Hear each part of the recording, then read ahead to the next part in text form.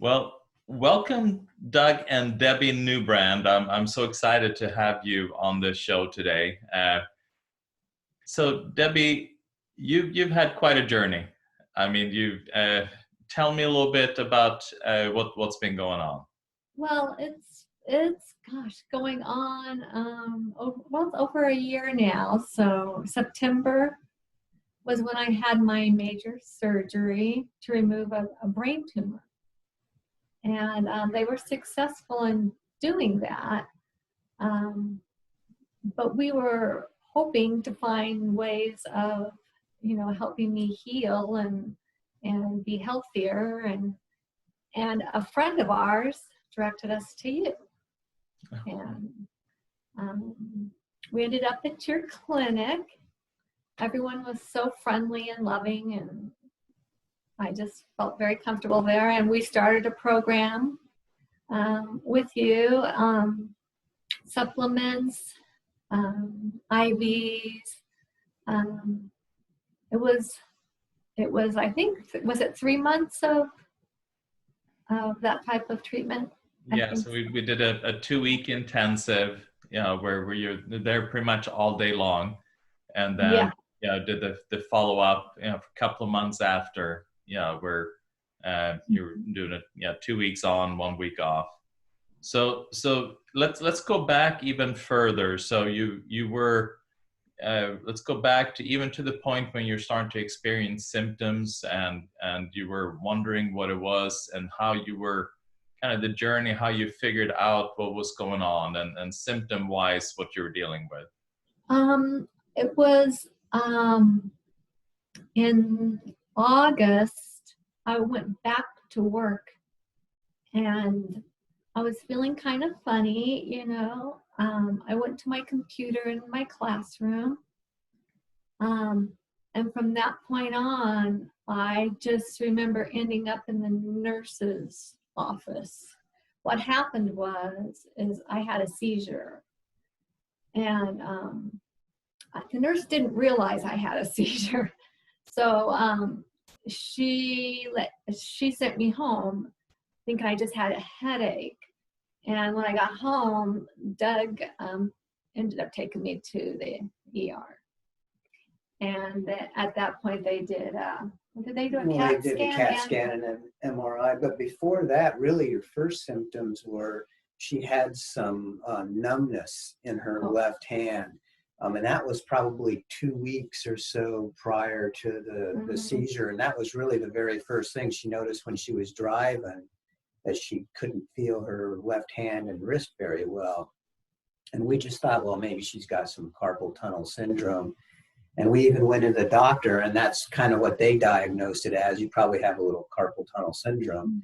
But actually, it was the tumor was pressing on that part of her brain that operates her left side of her body, her arm and her leg.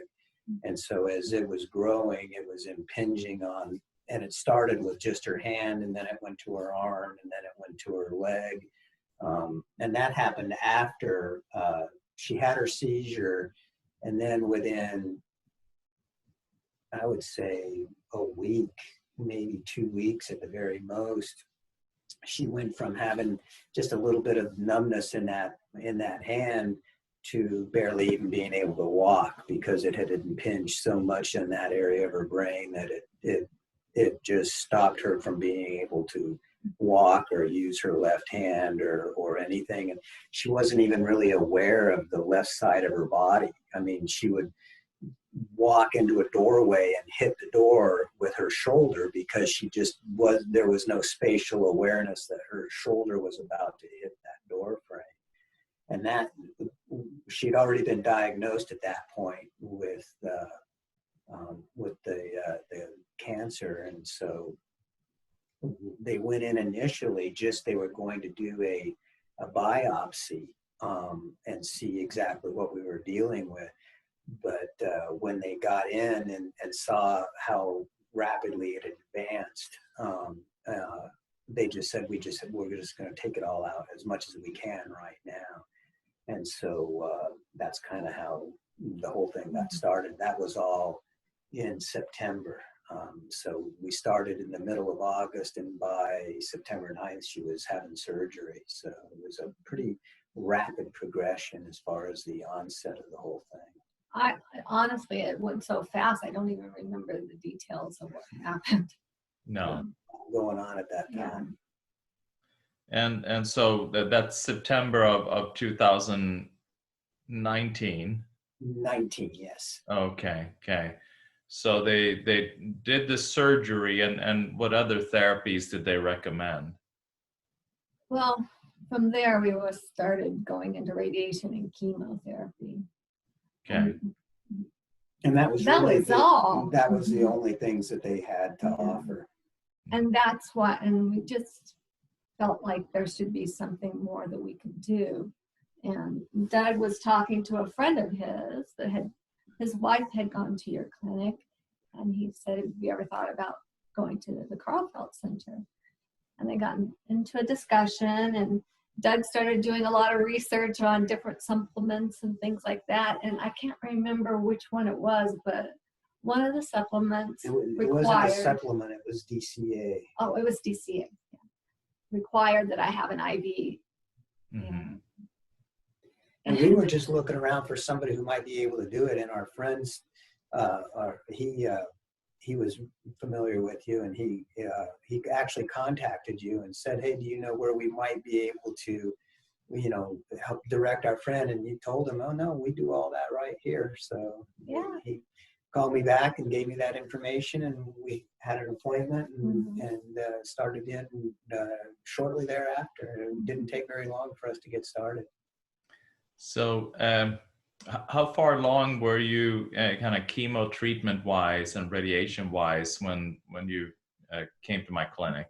Well, I think I started the chemo and the radiation actually right after the surgery, right? At the hospital there. So we were done with the major chemo and the radiation, and we were just doing I forget the term they use, but it's once a month for a week on the chemo. The maintenance, they call it maintenance chemo. So we were just doing that maintenance chemo by the time that we actually started going in to see you. And how successful was that treatment? I mean, what were you able to achieve with that treatment, with radiation and chemo? It definitely arrested most of the growth. They had removed 2 of the tumors during the surgery, and there was one small one that was down so deep that they didn't want to risk going in there and try and resect that. They just said the risk outweighs the benefit, and so that one was still there, and it hadn't really. It had stabilized with the chemo and the radiation, but just prior to us going to see you, it was starting to change a little bit, and it was actually growing a little bit. So they did a very targeted radiation treatment called they call it radiosurgery. There's a lot of different terms for it, but instead of a broad beam of radiation irradiating your entire head, it was just a very narrow beam that was targeted just at that one spot where the tumor was. And that again seemed to be fairly effective.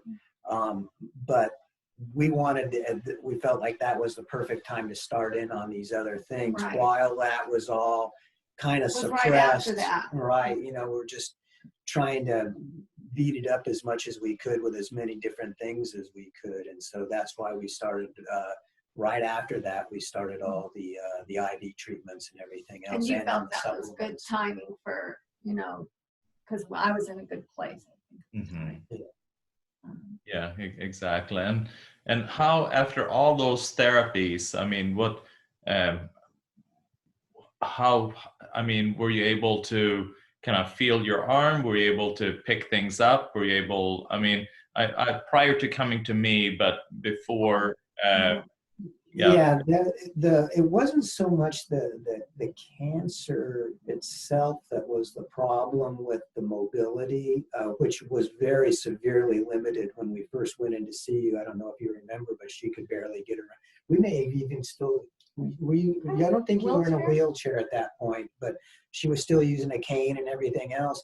And it was primarily the surgery, because when they went in and removed those 2 tumors, they were actually impinging right on those areas that operate the motor skills, and so it did some damage to her ability to walk and everything else.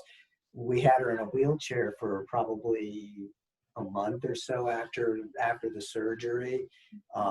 And it was a long, slow road getting her back to being able to walk. And now, she goes up and down the stairs, and we go out for walks during the day and everything else. So she's come a long, long way.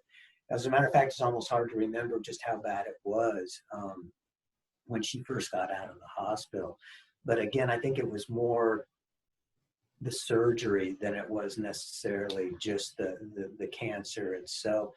But the different therapies that we did, I think, helped her a lot, because she improved so much during that transitional period from post radiation. I don't think chemo. I would have been able to be in as good as condition as I am right now without all that. I think the body just needed all those things. And I really think that, I think that the chemo and the radiation definitely helps, the getting rid of the cancer, but it hurts a lot too. I mean, it does a lot of damage to the good parts of the body as well as to the cancer itself. And so all these other things, we just felt that they would help her get better as far as just improving her overall health, but that they would also hinder the cancer as much as possible and slow it down. So we were just trying to, gang up on it as much as we could. I read an article once where somebody kind of equated fighting cancer to an 800-pound gorilla. And they said, if you get in the ring with an 800-pound gorilla all by yourself, you don't have very much of a chance of winning that fight. But if you get in that ring with 5, 6, 7, 8 of your friends, and you take turns and you tag team and you gang up on them, you have a much better chance. And that's kind of how we felt it was with the different therapies. Was we didn't even really care which one worked. We didn't need to know, okay, it was the curcumin that really did the job, and the other ones were not. That didn't really matter to us. It was a question of, is something working? And if one of them or 2 of them were working, then we didn't really care which ones it was, as long as we knew something was working. And I think, like Debbie said, I don't think she would be nearly where she is right now without the additional therapies that we did through the Karlfeldt Center. The chemo and the radiation, I think, did do a lot as far as hitting the cancer, but it did a lot of other things too. And I don't think, I think the cancer would be more further advanced now than it is without the different therapies that we did and are still continuing. And still doing. Yeah. I have cups on my table right now with different pills in it. Well, pills and liquids. Yeah, I know. And that is absolutely, I mean, Doug, what you're saying, when you're dealing with cancer, it's not a one-shot wonder. It is cancer is such an intelligent beast, that is continually learning and evading, whatever therapy you're doing. So you have to hit it from such a multi-pronged, approach. So it is hard, like you're saying, it is hard to say it was that thing that did it. Usually it's a sum total of all the things, so. Exactly. And a lot of them, actually, I did a lot of research, and if somebody was to ask me who's going through this, I would tell them the same thing: is do your own research and check into it, because there's a lot of things out there that, you know, I don't think work at all. They're just kind of snake oil. I hope, you know, preying on people who are looking for any answer they can. But there's a lot of very, very good and viable therapies that are out there that aren't pursued by major medicine for a variety of different reasons, mostly money, but a variety of reasons. If you do that research, then you'll find out which ones you think are going to be best for your particular circumstance and whatever that it is that you're dealing with. And then you can do those appropriately. The funny thing, and I was just thinking it the other day, is almost every single one that I ended up doing were the ones that you initially recommended anyways. So it was kind of like, well, Dr. Karlfeldt's already done all the research that I had done and had determined which ones were best. But it's good to know that in your own mind, okay, these are the things that I think are going to work, and these are the things that are worth doing, because it's tough on her. I mean, she takes a lot of different things every day, and it's hard on her stomach, and sometimes she doesn't feel very good. But sometimes I have to do it. I have to sit down. Okay, this is why we're taking this one. This is what it does. This is the effect that it has on what we're dealing with.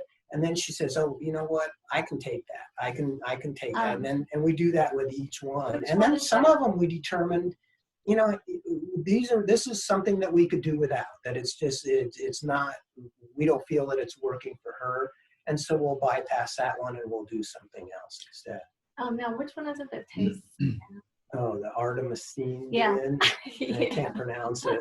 She hates artemisinin. I do not like it. But every time I get kind of grouchy about taking it, I said, tell me why I'm taking it. What is it doing for me? And then when he tells me, I'm like, I'll take it. I'll take it no matter what, you know. And I've gotten to like it because I know it is very, very helpful for me. Yeah. And she really wouldn't, I don't think, be nearly have the quality of life that she has now and be in the state of health that she's in without doing the different things that we're doing. So tell me, I remember kind of the first day of the treatment, and you, I mean, at that point you were not able to kind of pick up anything on the floor, because you didn't have control of that hand. So and it was just kind of, I think it was like from one day to another, then all of a sudden you were able to pick something off the floor, and it was just that huge excitement. Yeah. The swelling is gone out of my hand, and I have muscle tone, and I can grab things. I could not do this before. It just was impossible. And I just remember when we did the stem cell. Right after we did the stem cell therapy, I was starting to feel pretty quickly, you know, because I could lift my hand up above my head. And I still had to go to physical therapy and all that.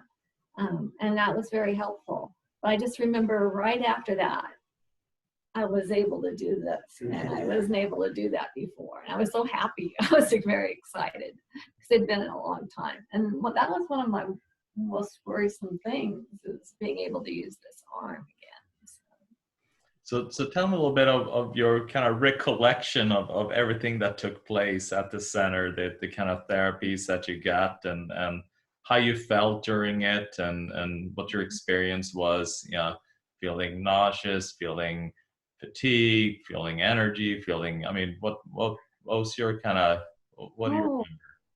Well, I you know, it's like when we first started, I think we started with the vitamin C. That's correct, right? Yeah, I think it was. And that was causing me some nauseousness to start with. And I think you figured out how much I could take, and then we stopped at that point, and then that helped. And another thing that really helped was peppermint. I didn't realize peppermint would help me with my nauseousness, but we still use it today, you know. And then the nurses, oh my gosh, Sally and everybody, they're all so wonderful. You know, I felt like I was being well taken care of. And so you did the vitamin C, and what other therapies do you remember doing? You mentioned stem cell therapy. Oh, that was very interesting to me. Stem cell, but we did curcumin, DCA, poly-MVA, the vitamin C. There was 4 or 5 because we would alternate every other day, you know, between the 3 or 4 different ones that we were using. Yeah. And the laser. And the laser. Yeah, and the hyperbaric and the different oxygen. I tried that. Yeah, she could never do the hyperbaric. She's too claustrophobic. So we tried a few times and it didn't work. I got through one. So I'm sure I hear about that all the time, you know, and I think even at St. Luke's they have one in their basement, you know, that's like they never talk about how they use it or that they would use it on a patient. And I'm like, why would, if you have one, why aren't you using it? And then that's another thing. As a hospital, all the things that you were giving me were helping me. And I just never understood why St. Luke's wasn't able to do the same things for me, you know. Yeah, it is sad that they don't look into those components, you know, where you can then, because I mean, you have the cancer radiation and it's really good at getting rid of some of the fast growing cells, but that then stimulate, I mean, in itself, it is cancer causing. So stimulate the activity of the cancer stem cells. So then to have strategies and to help to quench those cancer stem cells as a follow-up after doing these other powerful therapies that they do. I mean, it would be really amazing if they looked into that as well. It would, because, you know, they're destroying my healthy cells. Yeah, and it always surprised me how little they knew about a lot of these other things. If you ask the oncologist, you know, are you familiar with DCA and what it does? At least they always claim they never even knew what it was. I don't know if that's true, and they were just playing, you know, dumb that they didn't know. But I've been in business all my life, and I always know what competitive products are out there and how they work and what they do. And it just amazed me that they either were reluctant to say they knew or really truly didn't know anything about any of the alternative methods of fighting the cancer. We had one doctor who was interested and wanted to know. Oh yeah, and they actually wrote down stuff and seemed like they, you know, and asked for some of the research that I had on, you know, can you give me some of the websites that you found that information on? But most of them don't have any interest at all. They're just. Well, I think that I don't know, maybe it's the pharmaceuticals. Yeah, I think they're just so busy that they just, you know, don't have a whole lot of time to do anything other than what they're doing. So they got two things, radiation and chemo. Yeah. And what was their kind of life expectancy? I mean, they were doing these therapies. You're dealing with glioblastoma, which is, you know, medically, there's really not a solution for. Right. Initially, the prognosis was 12 to 14 months. They said that's kind of where the average is 12 to 14 months. And so when we talk about it now, we were like, yeah, they told us 12 months and that was 16 months or 17 months ago. So and she's still really getting better in most ways. You know, her overall health continues to get better. Her mobility continues to get better. So she's still going up right now, and she's getting better. And we've long since passed those dates that they said that we could expect to reach. So we're really happy with all that as well. Yeah, I'm really keep moving forward. You know, take chunks of my life at a time and just keep going. You know, yeah. all I can expect. You know, and just be grateful. You know, I'm grateful to you guys, you know, and everybody that works there. So. Well, I mean, it's such a blessing. I mean, I'm a strong believer, and yeah, at the end of the day, it's in my mind, it's God's healing that does the work.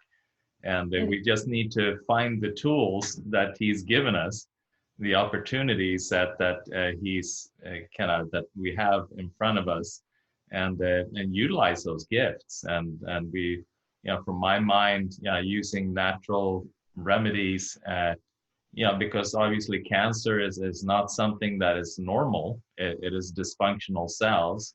So there has to be a way to be able to correct that dysfunction. And so there should be, God should have given us tools to be able to help that. Yeah. He's given us tools for everything else. Yeah, exactly. So Doug, in your research, why DCA? Why were you so excited about DCA? Well, the DCA in everything that I had looked at, the DCA had a tremendous amount of research done on it by legitimate research facilities.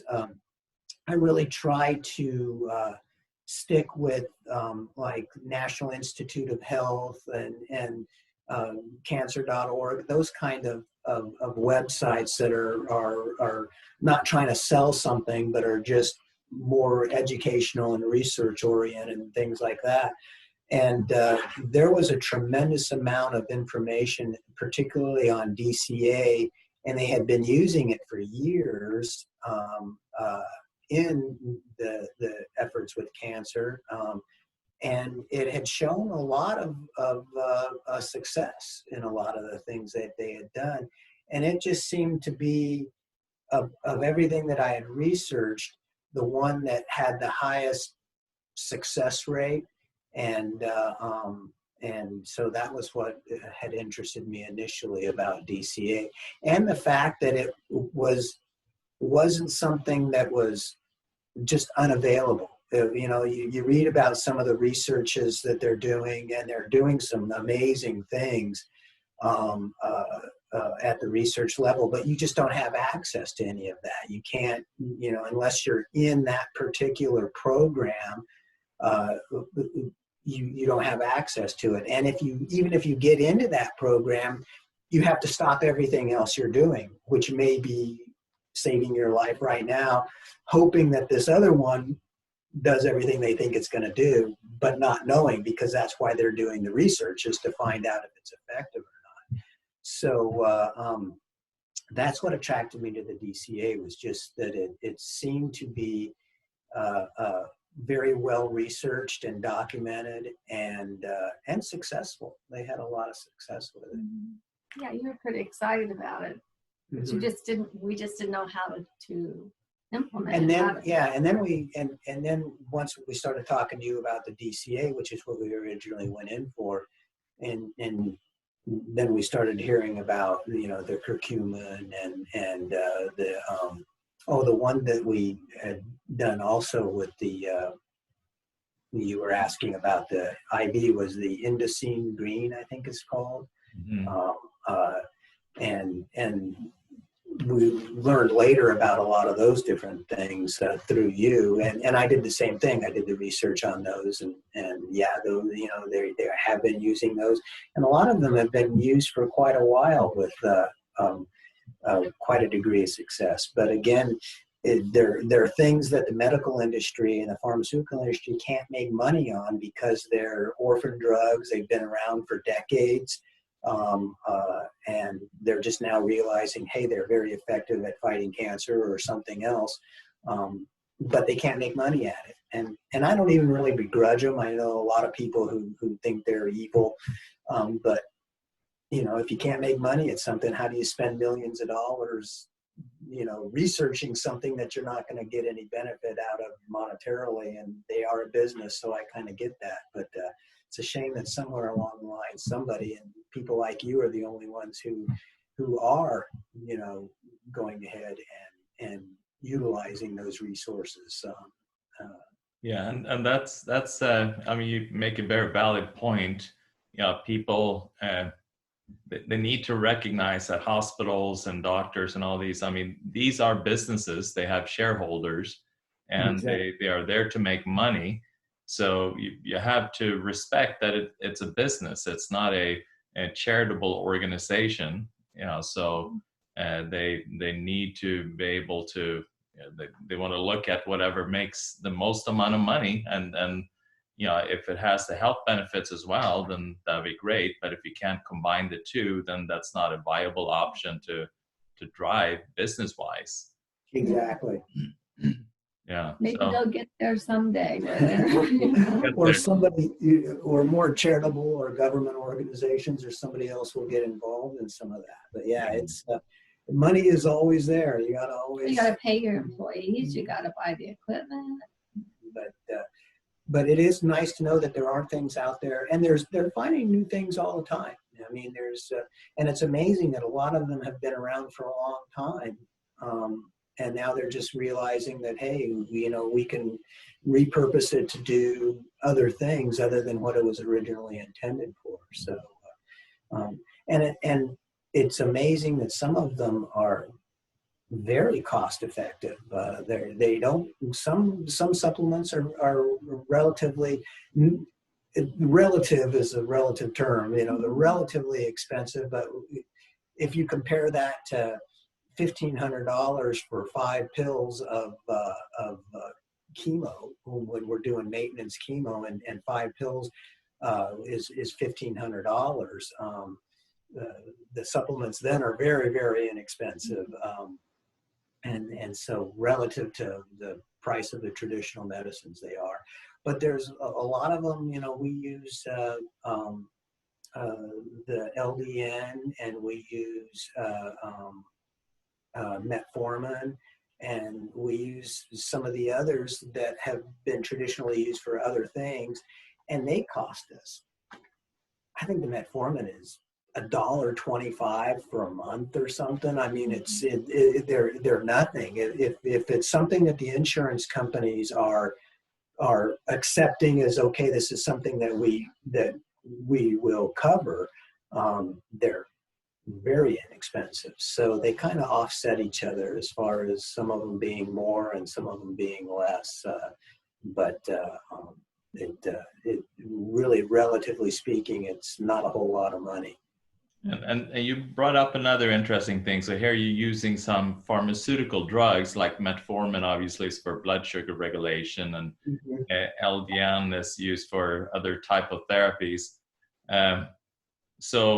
But these are, and also you're also using menbendazole, you know, which is a anti-parasitical drug, and here you're using them then for a different purpose, you know. So we're getting into that kind of repurposed drugs for other reasons. So it's like you're saying, again, you need that team to fight the gorilla, and so be able to have that multi-pronged approach and not just kind of hit it with one tool.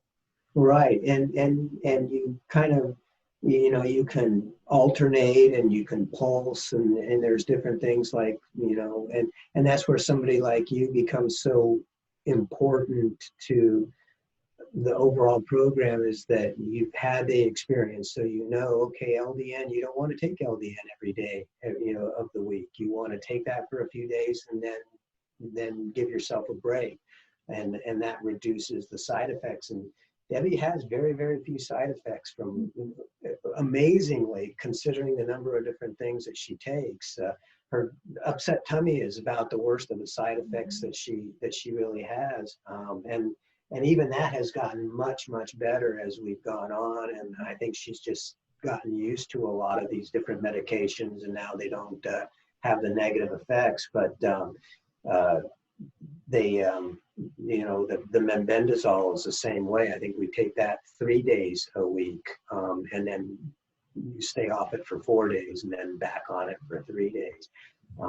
And sometimes you have to be creative. I know with the menbendazole, we get that from outside of the country because it's so expensive here in the United States.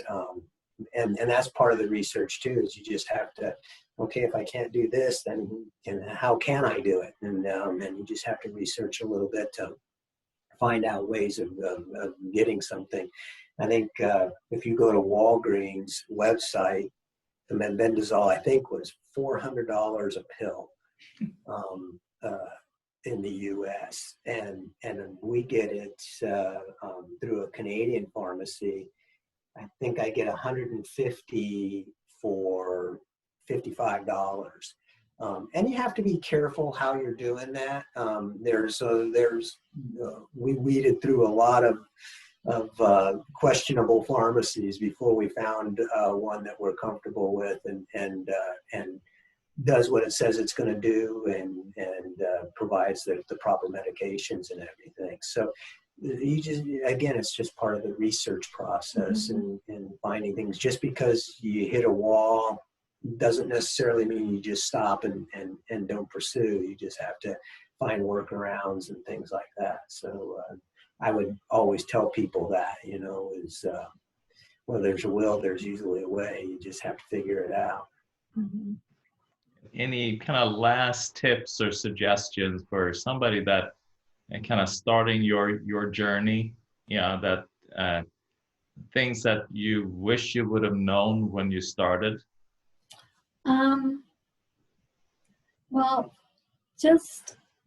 One thing is take care of yourself, and psychologically take care of yourself, because you're in a battle, and that's what it feels like. And so if you need help talking to somebody, or even medication, or whatever it takes to get yourself in the right mood, because you're in a battle and you need to be positive and try and get to a point where you feel blessed, and I talk to God all the time, so and I know a lot of people are praying for me too, and that's helpful.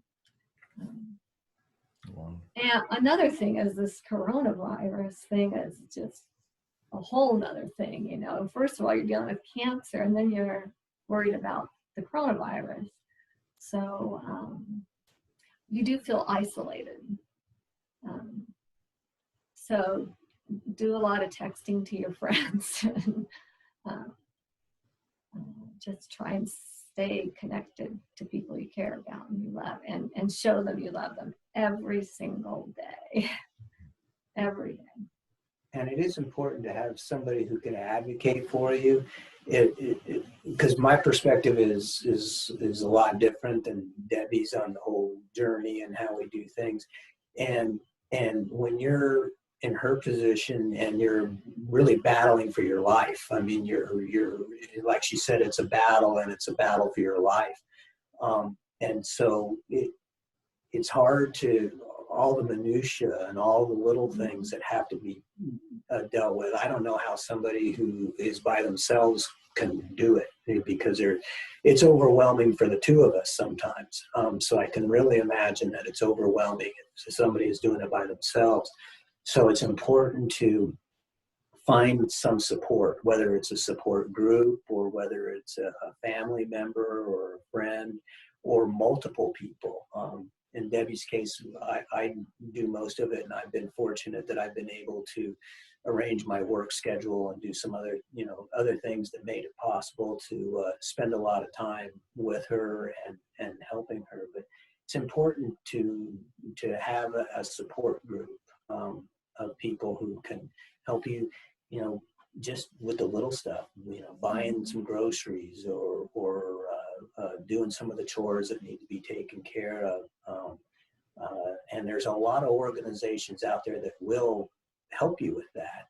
We were Scrubbing Bubbles offered to come by and clean our house. I think they gave us like 4 or 5 visits where, they would come out and they would help clean the house.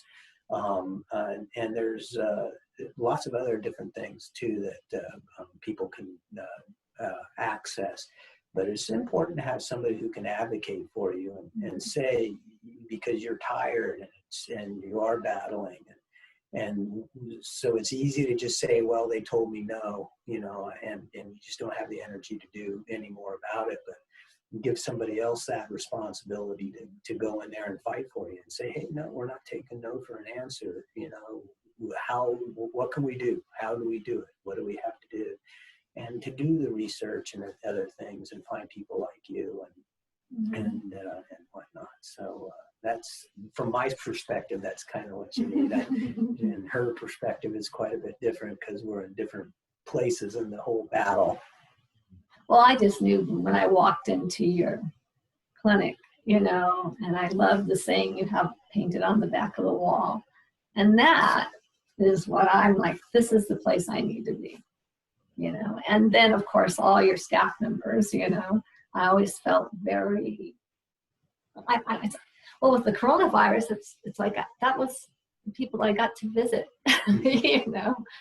So you guys became my friends. So yeah, and I appreciate everything you guys did for me. But you are wonderful. Thank you. Yeah, we so loved having you guys there. And I kind of follow up with what you're saying is that, and that was something that I really appreciated with you, is that you were there, you were asking questions, and if you had concerns, you brought those concerns up, and so we could address them. And then if you didn't feel good about something, then we found a way to maybe do it in a little different way that you felt good about, and we still had the appropriate outcome. So that was something that I really appreciated, having you there, communicating and advocating for Debi. And I agree. I think that's such a vital point, you know, because when you're fighting for your life, you're not going to have the ability to make these type of decisions, you know, because there's so many decisions you have to make at such a short period of time.